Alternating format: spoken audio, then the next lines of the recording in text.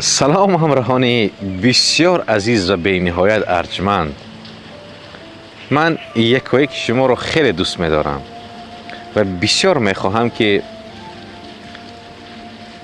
با ما باشید تا اینکه بهترین ها رو بشنوید. ما امروز تصمیم گرفتیم یک داستانی خیلی زیبا رو برای شما نقل کنیم. نقل میکنن که در کوههای هیمالای یک نفری بود که سر زندگی را خیلی زیبا میدانست. یعنی سر زندگی را نسبت به دیگران بهتر میدانست. یک نفر ثروتمند یک روز در تشویش های زندگی خسته می شود و در جستجوی پیدا نمودن معنای زندگی می گردد تا بفهمد معنای زندگی چیست. او برای چی به دنیا آمده است، برای چی می رود، برای چی انسان شده و اومد می خواد درباره معنای زندگی برای خود معلومات گیرد. وقت پرسجو میکنن با او میگویند که در کوههای هیمالای در آن بلندی یک نفری بسیار نورانی هست. او میتواند به سوالهای تو پاسخ دهد و به تو کمک کند تا اینکه معنای زندگی را در حیات پیدا کنی. خلاص او مرد ثروتمند با یک عذاب و مشقت‌های خیلی زیاد می رود نزد آن نفر، یعنی به کوههای بلند هیمالای. نهایت آن مرد را پیدا می کند و به این مرد می گوید که من از یک شهر خیلی دور به نزد شما آمدم تا اینکه معنی حیات و زندگی را از زبان شما بفهمم. و این مرد به اون میگوید که حالا تو که از راه دور آمده ای، در این آذره به این قایق کمی استراحت کن و پس از استراحت بیا با هم صحبت میکنه. این مردم خوب میگوید و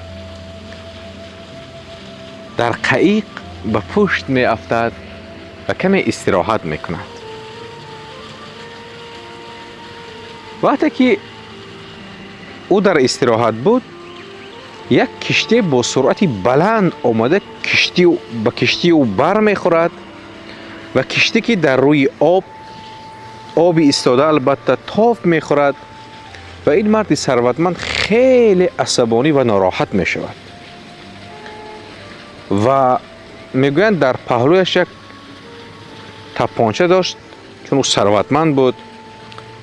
تا به خاطر رسیدن به این مرد او خیلی دشواری ها را باید پس سر میکرد و همین خاطر برای خود یک تپانچه گرفته بود و به این خلاصه میرسد که من این صاحب کشتی را پیدا نموده او را نیست میکنم.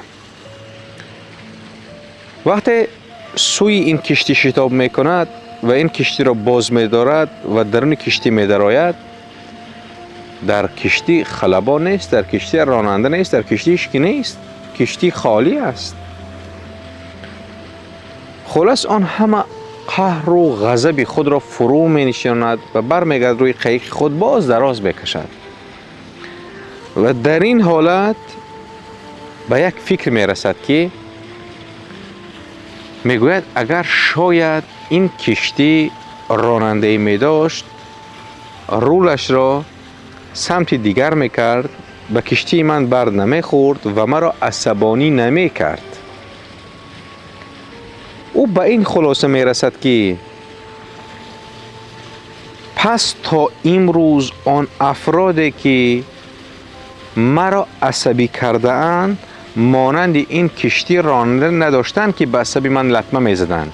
یعنی آن افرادی که به تحصیل من می رسیدند آنها عقل نداشتند، پس چرا من باید ناراحت شوم؟ او برمیگرد نزد این فرد که معنی زندگی را خوب میدانست، میگوید ای مرد خیرتمند، من در طول این مدتی که در این آذره با این قایق استراحت میکردم، من معنی حیات رو درک کردم. یعنی من درک نمودم که اگر من بعد از اینجا که میروم هر نفر به من پرخاش کرد، به من بحث کرد، در اعصاب من رسید، من به خودم میگویم که این کشتی خالی است که در روحی من میخواهد تاثیر رساند. به همین خاطر من خودم را همه وقت شاد نگه میدارم. با افرادی پوچ و بیمغز و تهی هیچ وقت بحث و مناقشه نمی کنم. عزیزان من، هر نفری که به اعصاب شما لطمه میزند، به خودتان بگوید که او خالی است. انسان‌های پر، انسان‌هایی که لبریزند، هیچ وقت به اعصاب شما لطمه نمیزنند.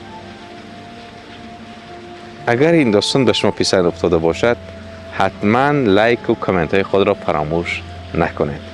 با مرکز خیرات بمانید تا بهترین ها را بشنوید. ما برای شما بهترین ها را پیشکش می نماییم.